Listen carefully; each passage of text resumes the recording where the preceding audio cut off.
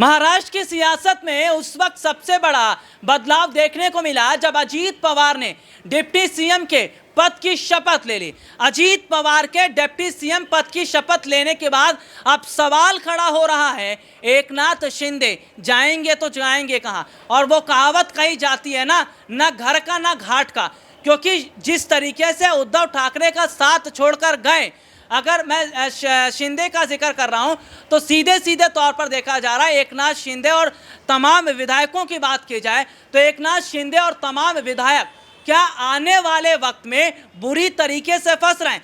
हालांकि उद्धव ठाकरे ये कह चुके हैं कि मातोश्री के दरवाजे तमाम विधायकों के लिए और तमाम नेताओं के लिए खुले हुए, लेकिन यहाँ पर देखा यह जा रहा है कि कैसे बीजेपी ने एकनाथ शिंदे को पार्टी से अलग कर दिया और अलग करने की तैयारी की जा रही है, जैसे दूध में से मक्खी की तरह निकालकर फेंक दिया जाए। अजीत पवार के डिप्टी सीएम बनने के बाद सवाल खड़ा हो रहा है कि अजीत पवार के पास विधायक कितने हैं, और अजीत पवार जो दावा कर रहे हैं कि मेरे पास 40 विधायक हैं और 40 विधायक हैं, तो क्या अब अजीत पवार सीएम पद की रेस में आगे हैं? क्योंकि तमाम विधायकों का जिक्र हो रहा है कि अजीत पवार को सीएम बनाया जाए। हालांकि सीएम बीजेपी जो है वो देवेंद्र फडणवीस को बनाना चाह रही है।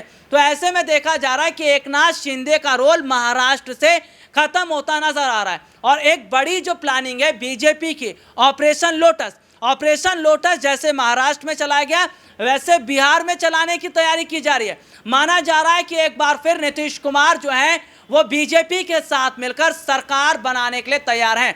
अभी तक बिहार में आरजेडी और जेडीयू की सरकार चल रही है, लेकिन जिस तरीके से जॉब फॉर लैंड स्कैम मामले में बिहार के डिप्टी सीएम तेजस्वी यादव गिर गए हैं, मामला कोर्ट में गया है, चार्जशीट दाखिल हो चुकी है।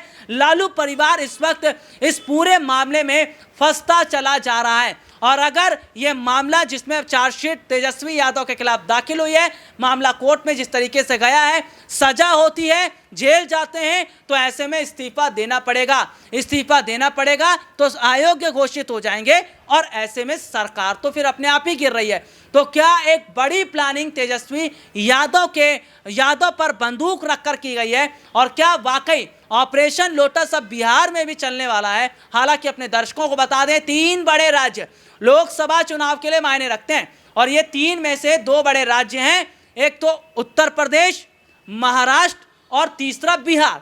इन तीनों राज्यों में लोकसभा की अच्छी खासी सीटें हैं और इन तीनों में से 2 राज्य में बीजेपी की अपनी सरकार है।